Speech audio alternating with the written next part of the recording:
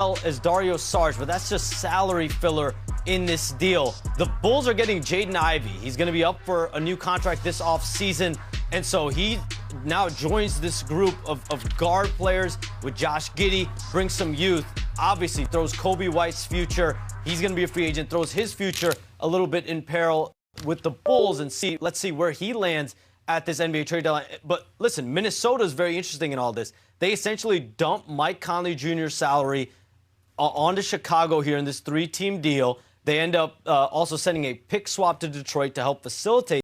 But this now opens up $24 million. Bobby Marks can do the math, about $24 million in tax and salary savings.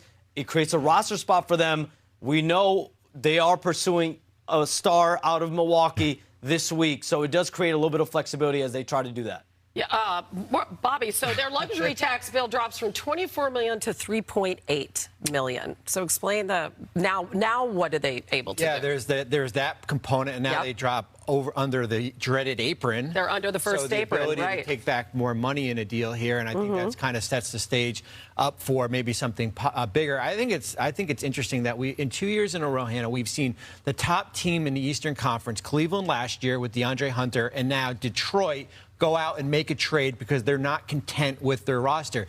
We talked about it in the pre-production meeting. What did Detroit need? Perimeter shooting, 21st in the NBA. Kevin Huerter, come on down. That gives them certainly a nice around the margins type move. So this is a pre-agency move by the Bulls because they are getting Jaden Ivey, a restricted free agent. I would expect them to sign him later this summer. Obviously Kevin Huerter is going to shoot for Detroit. I would now look, Shams mentioned Kobe White. You just threw a pass there. Kobe White, I think, could be on the move in a pre-agency move by whoever acquires Kobe White. And Kobe White is a guy who is a scorer, a spark plug, can start, can come off the bench. It would not surprise me if he ends up at a contender because his price point is kind of low. For Minnesota, this is a hedge, okay? On one hand, they save a bunch of money, okay? Let's not ignore that they paid on this deal to save a bunch of money. And if it helps them get Giannis, great. But if it doesn't help them get Giannis, they saved a bunch of money, which is also something that's a factor there. But what about the Kobe White of it all? That's intriguing. I've seen the Bulls play a ton, and when I look at how it goes, I kind of saw him being the odd man out eventually anyway. It's not his fault. His game is his game. It's not like it's no value to his game. It's just when you talk about a rebuilding process or you talk about heading into a new direction, I don't see, what the small guard would do if you're going to try and blossom with the other guys you have on your roster. Letting go of Huerter, I don't think they were going to do much with him anyway. I'm excited to see the Bulls get better and better.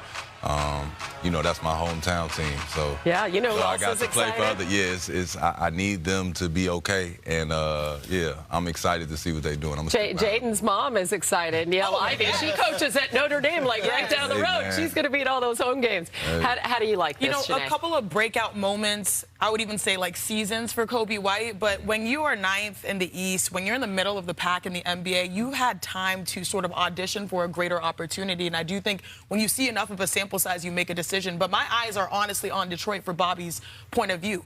This is a team that's going for it. And I love that.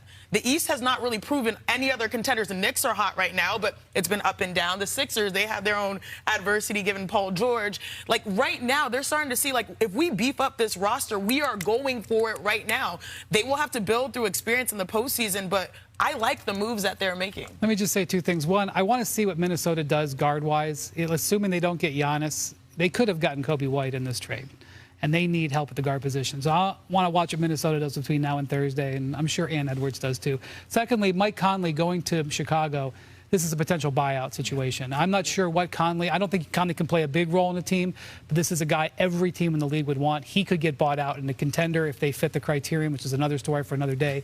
Mike Conley could join a contender in the next couple of weeks. I have just like one thought. How urgent are the Minnesota Timberwolves right now?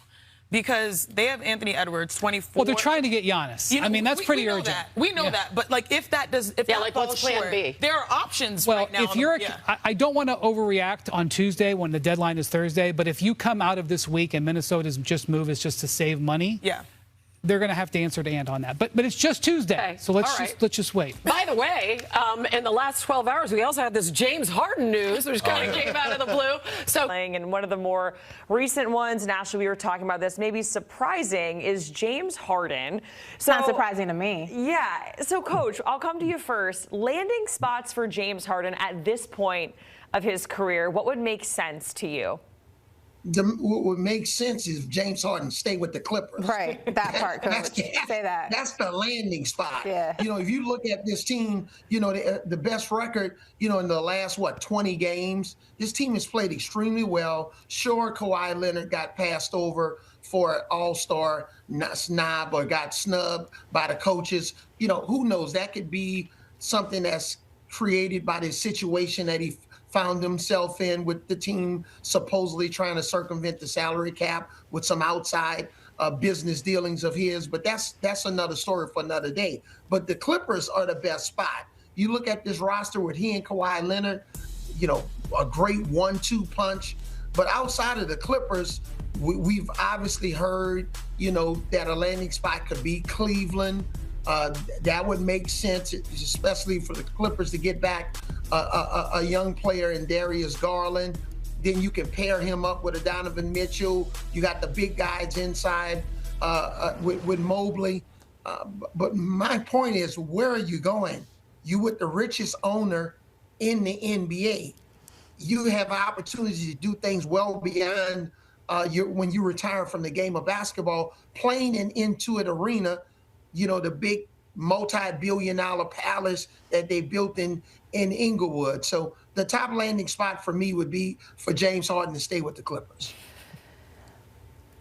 It's like deja vu with James Harden, right? And James Harden has time and time again shown us that he will always put James Harden first. And to a degree, as a player, you should put yourself first, because we have seen that organizations will always do what's best for them. But we're now on the 4th team for James Harden in a matter of 4 or 5 years. And he has constantly shown that he will run from a situation, whether it's a beneficial situation for him or a situation that's not perfect, but there's opportunity for it to be fixed. There's opportunity to grow.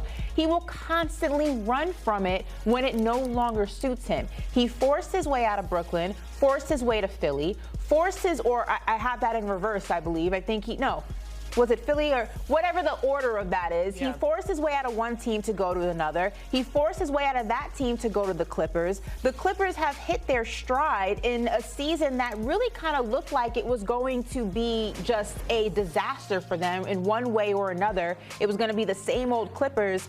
And now, because he wants to go someplace that's going to pay him, mind you, James Harden is 36 years old. It's not like he's, a young guy in this league. And also, there's a narrative around James Harden that, 1, he will do this, and 2, when you need him the most, which is in the playoffs, he will show you that he will not show up. But yet he thinks that he wants to go, or that he deserves to go someplace else and get a contract extension, which he's not eligible for. So I think the lack of, the contract situation has him a little bit shaky. But you wanted to go to LA. You wanted to go to the Clippers. You forced your way to this organization. You got what you wanted. You're hitting a stride. And now, because you don't know what the future holds for you, you're not going to stick it out and stay in this situation. And your teammates are in the locker room like, yeah, man, I'm just as surprised as you are. James Harden is selfish. For as gifted of a basketball player he is, he's extremely selfish. And it's just not a good look. Once is an accident, twice is a choice. We're on team 4 for James Harden. This is ridiculous. So you agree staying put is probably the best landing spot? It's like, who's going to pay a 36-year-old player who you can't depend on in the playoffs? No one's going to extend that contract. It's absolutely, stay where you are. Okay. You wanted to be there. Just stay there. I don't get it. To me, it makes no sense. I'm not feeling it. I'm not feeling it at all. Not feeling it. The grass maybe isn't always greener, James Harden. All right, we're going to talk about 2 other players. And